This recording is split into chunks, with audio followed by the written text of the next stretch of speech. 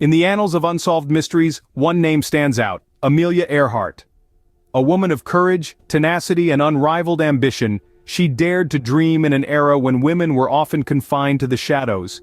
Yet, her name is not merely synonymous with triumph, but also with one of the most enduring enigmas of the 20th century. Amelia Earhart, the first woman to fly solo across the Atlantic Ocean, an international icon of the Roaring '20s, vanished.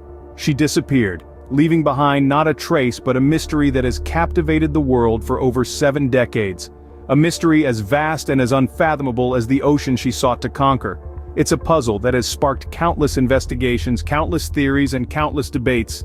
The question remains, what happened to Amelia Earhart? Stay tuned until the end of our video to learn about the chilling new discovery that may rewrite the history. This mystery has transcended time and space, reaching far beyond the confines of the aviation community. It has permeated popular culture, fueled by our innate fascination with the unknown, the unexplained, and the unfinished. It has inspired books, movies, and even songs. It has been a subject of scientific inquiry, historical research, and armchair speculations. The global impact of Earhart's disappearance is undeniable.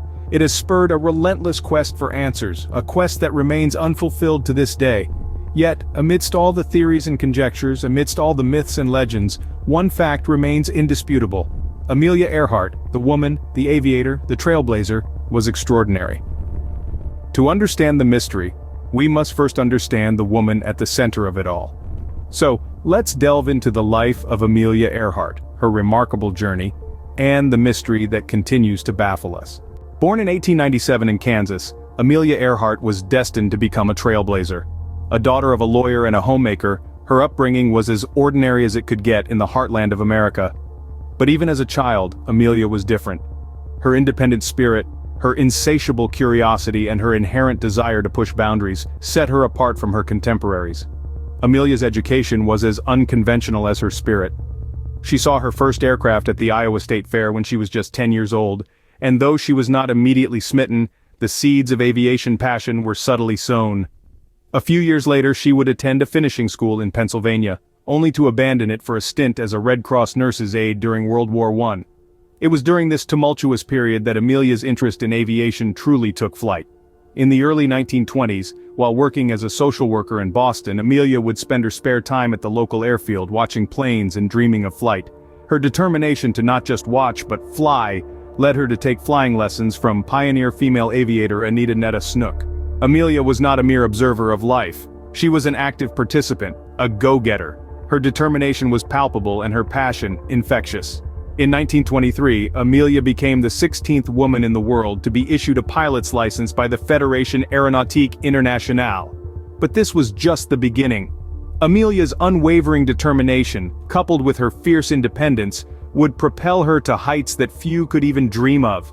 Her early experiences, her unconventional schooling, her time as a nurse's aide during the war, her work as a social worker, and her early flying lessons, all came together to mold an exceptional woman.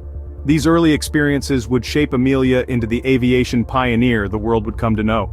From a young girl in Kansas to a world-renowned aviator, Amelia Earhart's journey was as extraordinary as the woman herself. But little did anyone know, the most intriguing chapter of her life was yet to unfold. Amelia Earhart was more than just a pilot, she was a symbol of what women could achieve.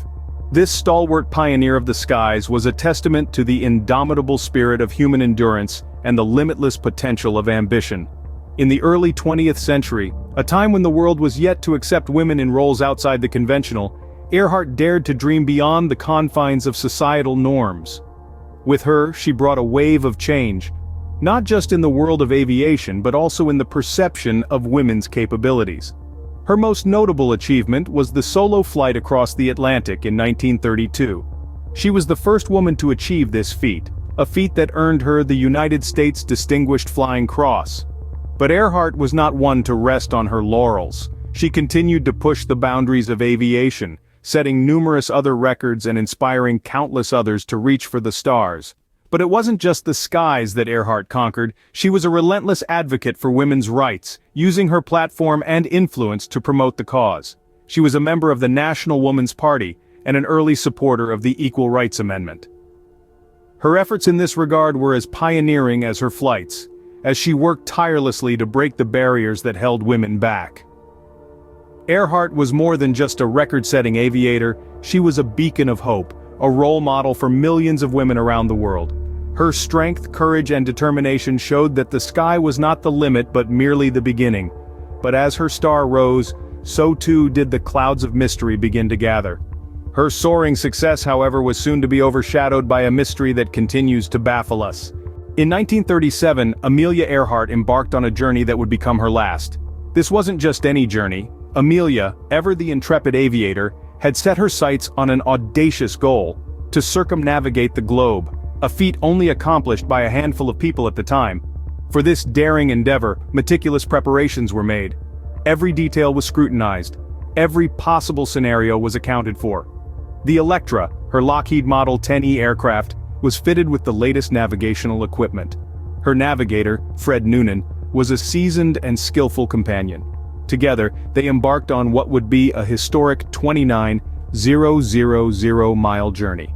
Their journey was progressing well until they reached Lae, New Guinea. With roughly 7,000 miles left to travel, the most challenging part of the flight lay ahead: the vast, unpredictable Pacific Ocean. From Lae, their next stop was Howland Island, a tiny piece of land barely a mile and a half long and half a mile wide. It was like finding a needle in a haystack. On July 2nd, their plane took off with enough fuel to last them 20 hours of flight. As they neared Howland Island, the weather turned against them. Cloud cover, rain, and erratic signals made navigation increasingly difficult. Amelia's voice crackled over the radio. "We must be on you but cannot see you." Despite repeated attempts, they couldn't establish a steady communication line.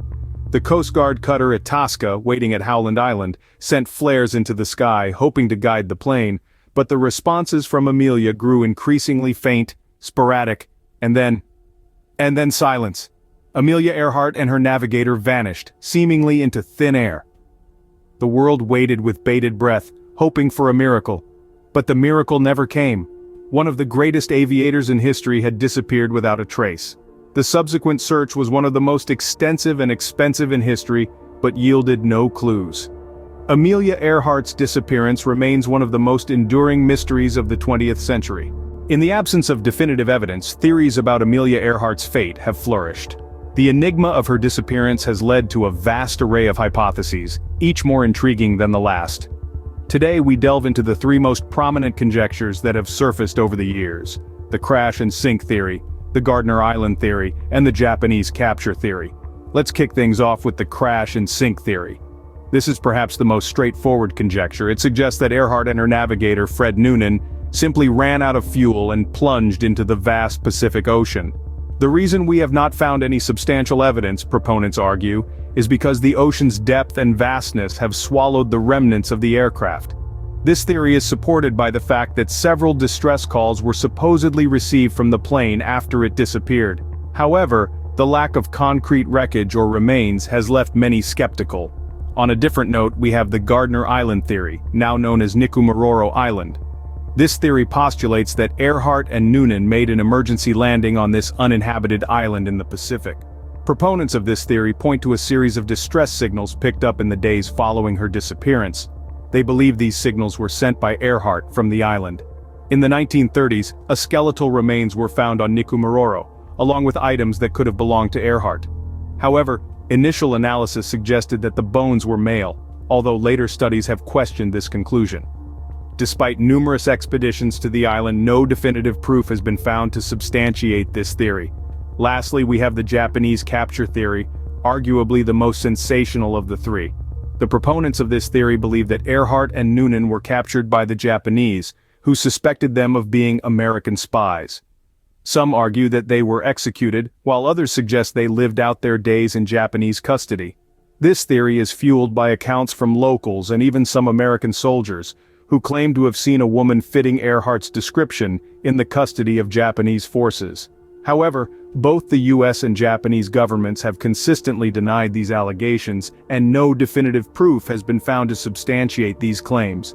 Analyzing these theories, it becomes evident that each one has its share of supporting evidence and its own set of skeptics.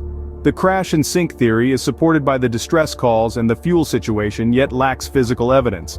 The Gardner Island theory has the intriguing findings on Nikumaroro and the distress signals, but its evidence is circumstantial at best. The Japanese capture theory is bolstered by numerous accounts and testimonies, but suffers from a lack of official documentation and government denial. The lack of definitive evidence and the presence of so many plausible theories have only added fuel to the fire of this mystery. Each theory holds a piece of the puzzle, yet none of them provide a complete picture. Yet despite countless investigations and theories, the truth about Amelia Earhart's fate remains elusive. The story of Earhart is not just about her disappearance, but also about her life, her achievements, and the boundaries she pushed. As we continue to speculate about her fate, let us also remember her courage, determination, and the indelible mark she left on the world of aviation. In recent years, the investigation into her disappearance has seen a resurgence. New evidence, advanced technologies, and the tireless efforts of dedicated researchers keep the hope alive. Satellite imagery, forensic anthropology, and deep-sea exploration have all been employed in the search for the truth. Brace yourselves, because we're about to uncover a discovery that might rewrite history. On July 2nd, after 8:43 a.m., all contact with Amelia Earhart vanished into thin air. Or so they thought. The International Group for Historic Aircraft Recovery, or TIGER, dropped a bombshell in 2018, revealing a trove of evidence suggesting Earhart was sending distress signals days after her supposed disappearance. The clues? They're spine-tingling. From a 15-year-old girl in St. Petersburg, Florida to a housewife in Toronto, ordinary folks picked up cryptic messages like, "Water's knee-deep, let me out." But that's just the tip of the iceberg. Tiger's sleuths dug deep, analyzing over 2,000 Coast Guard and Navy logs. What did they find? A breadcrumb trail leading straight to Garner Island, where Earhart and Noonan might have crash-landed. But here's the kicker. The distress signals weren't random. They were synchronized with the tide. Imagine Earhart and Noonan racing against time, waiting for the water to ebb just to send an SOS. And that's not all. Remember those bones found on Garner Island? Initially dismissed and discarded, they resurfaced in 2018, thanks to forensic wizardry. Among the bones lay a treasure trove of artifacts, a skull, fragments of bones, and remnants of what appeared to be a woman's shoe. But perhaps most intriguing was a weathered box containing a Navy sextant from 1918 and a bottle of Benedictine, a popular cocktail ingredient in 1930s New York. The verdict? They could very well belong to Earhart. With modern tech, like the forensic analysis, the odds are stacking up. It's a chilling thought, isn't it? Earhart, stranded on a desolate reef, her fate sealed by the ebb and flow of the ocean. Though the truth may never fully emerge, one thing's for certain: Amelia Earhart's story is etched in history, a haunting reminder of the mysteries that lie beneath the waves. Perhaps one day we will finally know what happened to Amelia Earhart, but until then, her story remains one of the greatest unsolved mysteries of the 20th century.